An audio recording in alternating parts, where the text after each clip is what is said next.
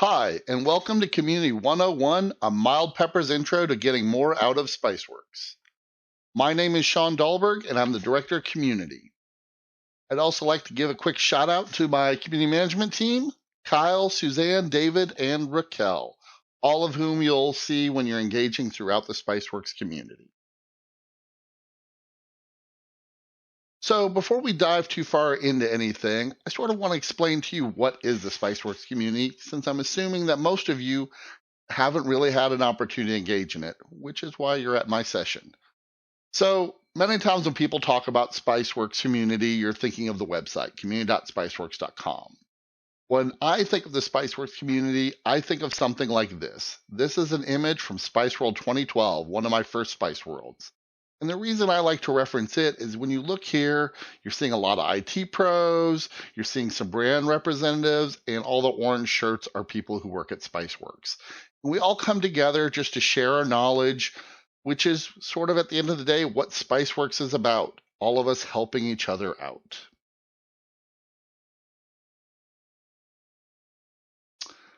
That said, let's talk a little bit about the features and functionality of the website. And one of the fun challenges you'll find with Spiceworks is, on one place it looks a little bit like a forum, which, there's some features and functionality there. But the deeper you get, the more you realize it's more like an iceberg. There are so many things that go on in the Spiceworks community between review pages, how to's, topics, daily challenge, so on and so forth. We're not going to go over all of that because that's a little bit like drinking from a fire hose. Instead, we're going to concentrate on those things that are most beneficial to someone who's a new member of the community. So, where I like to start is the community homepage. And again, we didn't reinvent the wheel. If you're familiar with a lot of websites, you're going to see some common features and functionality here. The first thing I always like to point out is somewhat what we call the triad. And these are just basically cards highlighting conversations and content throughout the community. The first one you'll actually notice is called the Snap. That is our daily dose of tech news happening across the internet. We create these ourselves. We go and look at a lot of different sites and sort of find out what are the 4 to 5 most topical things for an IT professional, and we post them there. Kyle, who actually joined the team recently, is writing these now. I used to write these a while ago. They're just a great thing to, quickly get in and see what's going on in the IT world. We also highlight some fun stuff like space and gaming, since a lot of IT professionals are interested in that as well. Then the other things you'll notice on the homepage that we curate is a lot of conversations and content created by IT pros themselves. So, for example, you see DHoff here with a question about short cable or short patch cables for switching. VTCE wrote a how-to on how to fix the corrupt MBR in Windows 10 when operating system not found errors occur. And if we scroll down this page, you'll see a lot of those kind of things. But we're not going to do that. The thing I'm going to highlight instead is up in the upper right corner when you're logged in, you'll notice there's a little menu attached to your avatar. And one of the things I always recommend going to is account settings. Click on that and you'll come to a page like this. And what we're going to concentrate on right now is email subscriptions. If you're like me, and most IT pros I know, you don't want your inbox flooded with emails that you're really not going to, read or take or care about. So this is a great place to go turn on and off the emails that we send you that you may be interested, or even changing the cadence. So for example, the very first thing is a community digest based off of the areas you follow. I get mine daily. I know a lot of IT pros like to get theirs weekly, some monthly, and I guess there's probably a few who just turn it off. But of these kind of items, things I definitely recommend keeping up with is the ones towards the bottom, the community notifications. When you get a private message, you generally want to know about that. If you've got an achievement, you want to know that, or user tagging, which I'll get more into later. But it's sort of like you think of other, social communities and networks. You get tagged, you get a notification of it. Those are things I generally recommend turning on. The rest just sort of goes with your preferences or what you have access to.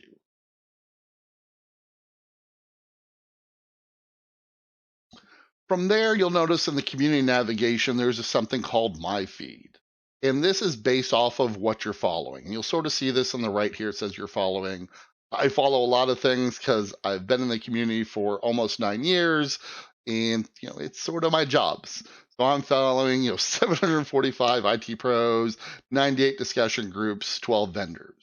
You do not want to be a crazy person like me, though. You want to actually limit this much more.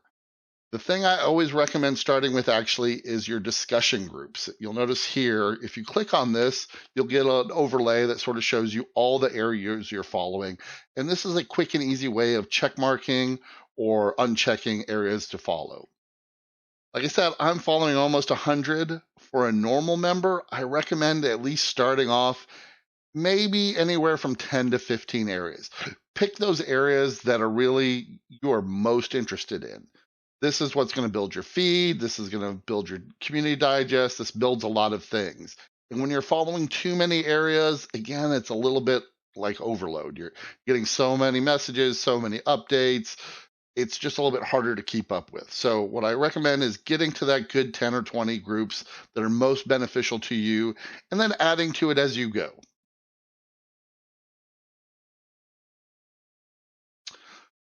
Another element you would have noticed in that pull down menu from your avatar is My Profile. And this is another place you want to go and keep up to date. You'll notice right here when you're on your own profile, you'll have an Edit Profile button. If you click that, it'll show you different things that you can update, your name, your username, a quick About Me, elements like that. Something else you want to update is your job experience. And you'll notice that in the same area. But let me concentrate a little bit more on why you want to do this, since the feature sort of leads you through how to do the process itself. So one of the challenges you have in any kind of professional community is questions and situations differ based off of different aspects of your employment. Let's pretend I'm back in IT. I haven't been in a long time. Back when I did it was Banyan days and Vines and all that fun stuff. But for example, instead of being the director of community, what if my title was director of IT? Or what if it was help desk technician? Or what if it was cybersecurity specialist? Just based off of my title alone, people are going to assume this different pieces of knowledge and experience I may have. And that goes for all these other data points. If I'm in advertising, that's different than if I was in healthcare, which is different if I was in finance, which is different than if I'm an MSP. I'm a small company versus a large company. And location comes into a big play as that as well. You won't notice that as much here. That's actually more on profile data. But, if I'm in London, England versus Austin, Texas versus Sydney, Australia, answers or responses may differ based off of just what is accessible to me, what the legal ramifications are, different data points like that. So filling out your job experience is really helpful as well as your profile. That said, I know not every IT pro wants to display their job experience on their profile. They want to keep a little bit more private. So this is still good data for us at Spiceworks, but you can make it private if you don't want to show it publicly. Long term, our goal is to really customize the site based off of data points like this. Again, if I'm a help desk technician, I'm going to be interested in different pieces of content than if I was a cybersecurity specialist, director of IT, so on and so forth.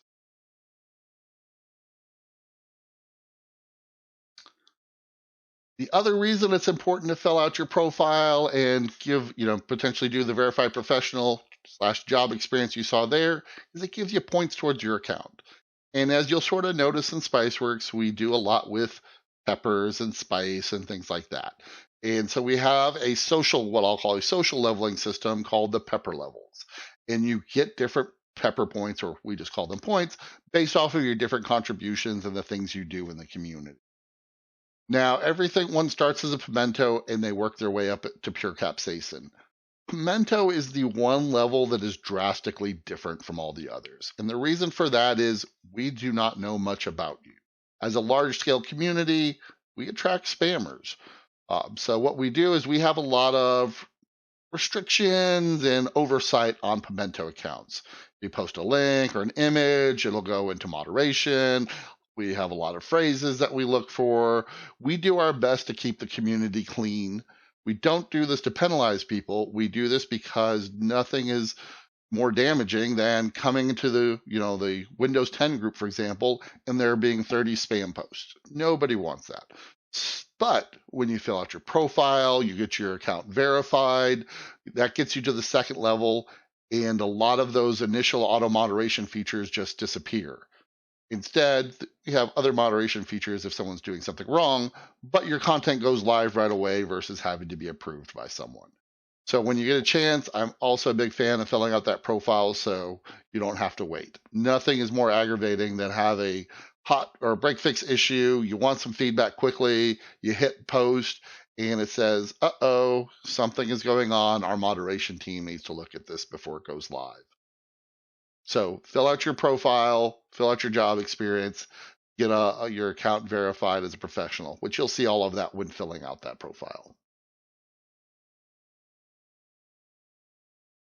One of the systems you'll see us talk about is called the status program, but most people just call it expertise, and you'll see why in just a moment. But one of the challenges you have is you're coming to the community, you're starting a conversation or reading someone else's, and there's just a lot of smart people here. If you don't have as much subject matter expertise, sometimes it's hard to know which answers are the ones that you may want to weigh heavier than others. So we have a system called the status program, or particularly what we're calling right now expertise, that weighs the content that individuals are creating within Spiceworks in showing if someone may be an expert in something. So here's Gary D. Williams, and if you spend any time in the Spiceworks community, you'll get to know him pretty quickly. Right now, this is a conversation in the VMware area, and you'll notice he is labeled as a VMware expert. And what we do is we give you supporting facts. We don't just say, hey, Gary's an expert. You'll see he has 268 best answers, 227 helpful votes, and there's some other data that goes to these kind of situations. But as you're reading this, you see this, you go, hey, I'm feeling a little bit more credibility towards Gary's answer. You may spend a little bit more time on that. Great thing about Gary, he gets lots of best answers. And what a best answer is just something that the original poster, you'll sort of notice the OP under Gary Friedman's name there, can award to someone. When they're asking a question, someone gives them that information they really needed. To them, that is a best answer. But the other thing you'll also notice on the side is we do have a helpful vote system. Familiar with the internet and other review sites, no difference here. You can thumb up or thumb down a response. The difference here is best answer is only given by the original poster. All of our community members can thumb up and thumb down a response. So it shows people what is more helpful to the community as a whole and not just that original poster.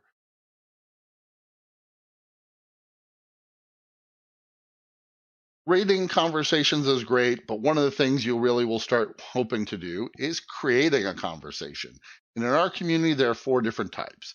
You can ask a question, you can start a discussion, you can get recommendations, and you can start a poll. And most of those are self-explanatory.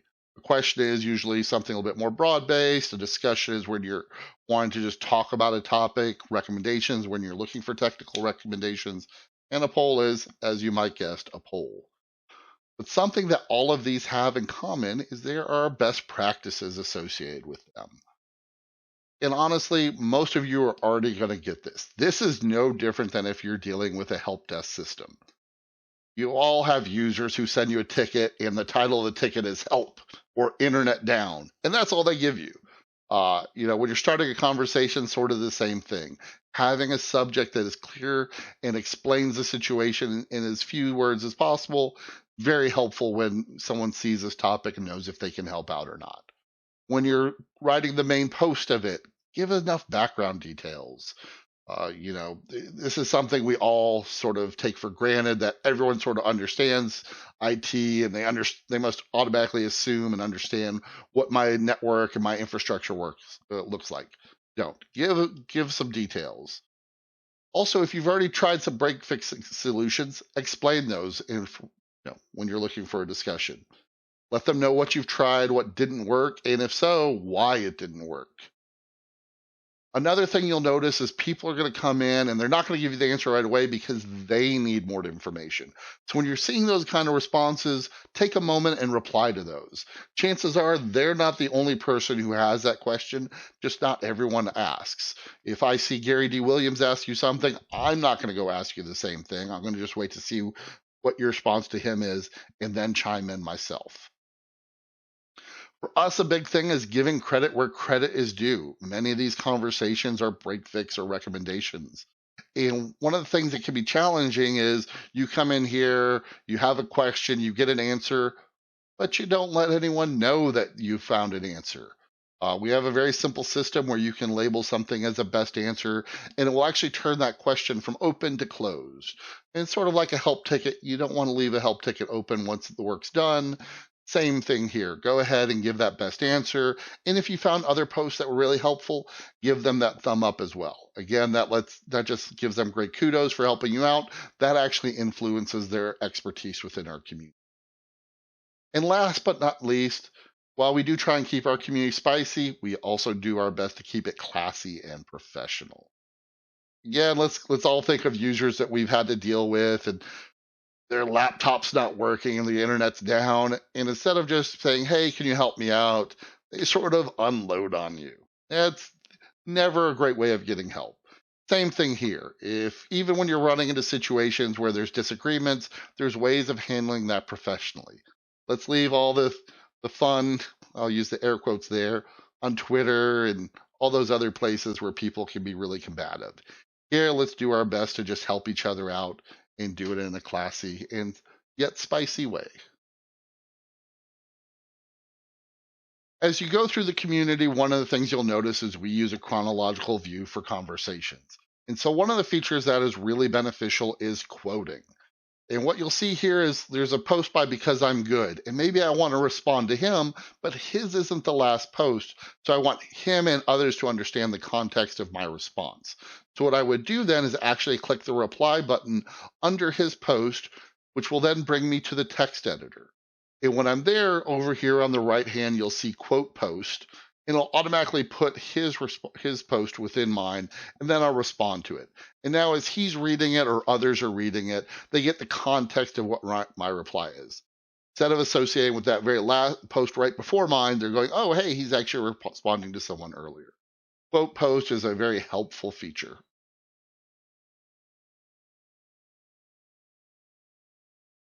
Another feature that you're probably familiar with from other communities is tagging. One of the things I'll point out here is you'll notice you can do inline tagging as well as having a tag box. The big difference here is when I'm doing inline tagging, if I do an @ symbol or a hashtag, I'll get a contextual menu based off of what I've typed so far.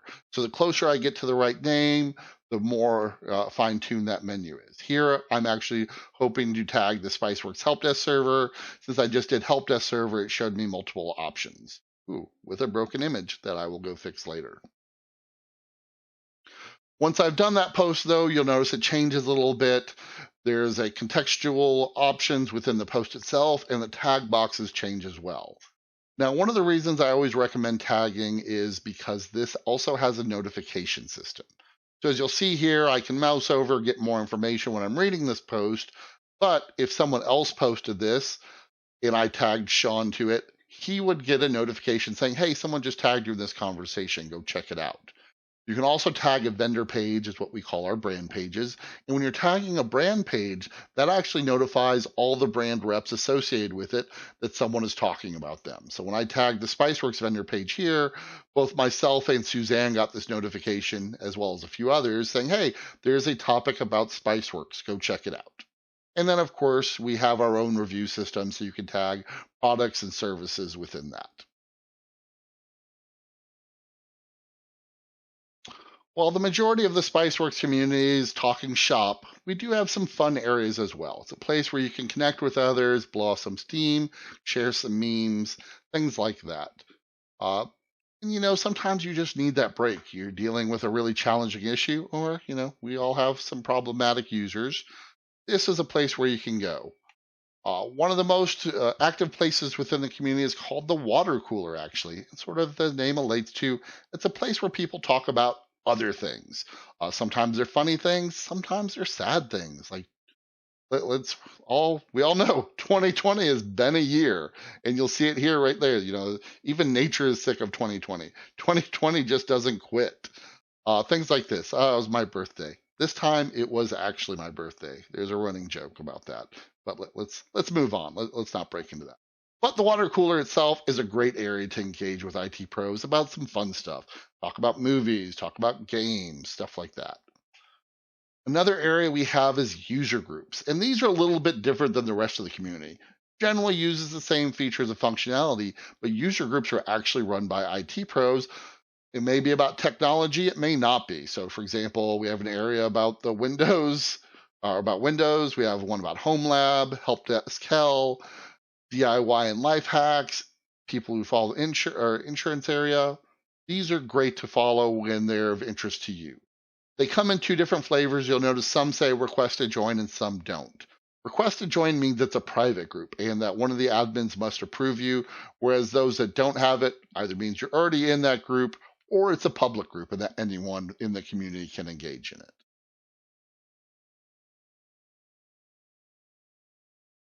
So one of the great things about the Spiceworks community is it's not all online or within the website. We actually have a program called Spice Cores, but I usually refer to as your local IT meetup, because unless you're part of a Spice Core, you generally don't know what that name means. Whereas local IT meetup, the order just snaps right there. You're like, hey, this is a place where IT pros meet up locally. And as you'll see, we have different meetings. These are facilitated by Spiceworks, but actually run by IT professionals. Now, if we went back a year ago, these kind of meetups looked a little bit more like this. IT pros getting together at a place of business, maybe a bar or restaurant. They're coming together, talking shop, having fun. And they're great for a couple, actually, a lot of reasons, but we'll just fixate on a couple. One of them is who's going to understand some of your needs better than those near you. You'll notice up on the top left here is actually one of our Spice Cores in London, England, and they're living a little bit different than we are here in Austin, Texas. They're going to understand some of the things going on there locally that I would just not understand as well, and vice versa. So having a local outreach of IT professionals is huge. These are people who can share your headaches, understand your frustrations, and can help you out in a pinch. Now, granted, 2020 has a little bit different, so they look a little bit more like this now. We're all doing these through Zoom and Google Meets and different kind of video conferencing services, but still really helpful. The upside of this being all offline and yet online right now is it's making it a little bit easier to participate. Sometimes it's a little bit harder to get that time off to go to a local IT meetup, whereas, logging in from your desk is a lot easier.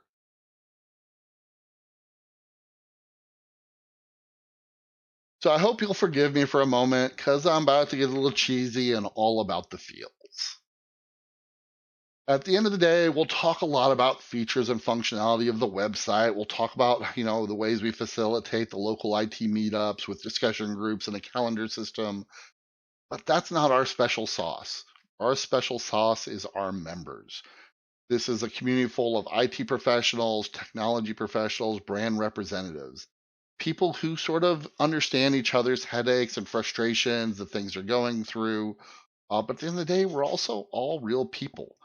So that's one of the things I love the most about this community and one of the reasons I stay here. These are all fantastic people to engage with. And I know all of these avatars actually by their real name. And the funny part is you'll notice even Bernard's here. And if you ever call him Bernard, we'll find out that is the wrong way of saying it. But you look here, there's DeBito, there's George 1421, there's Reality Check, so on and so forth. There's just a lot of great members here. And what you'll come to realize, a lot of them started in the community almost the same way. They came here because they needed some assistance with something and they got help.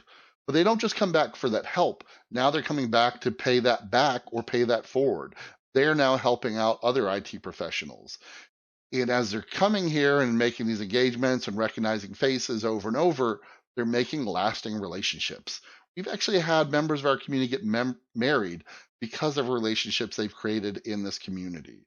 So at the end of the day, we do our best to create a platform that really works for these conversations and to get this kind of assistance. But it's all of our members that make a big, big difference. So I just want to thank all of you, not for just putting up with me for this long, but also for attending Spice World. If you have any questions or you need any assistance with anything, there's the Q&A system here that you can use. You can also post things in the main chat where we have a lot of knowledgeable individuals. You can post them in the Spiceworks community, which has probably the biggest pool of smart people. Or if there's something I can help with, feel free to just reach out to me via email and I'll do my best to get back to you. Anyways, thank you, and I'll check the Q&A section in just a second.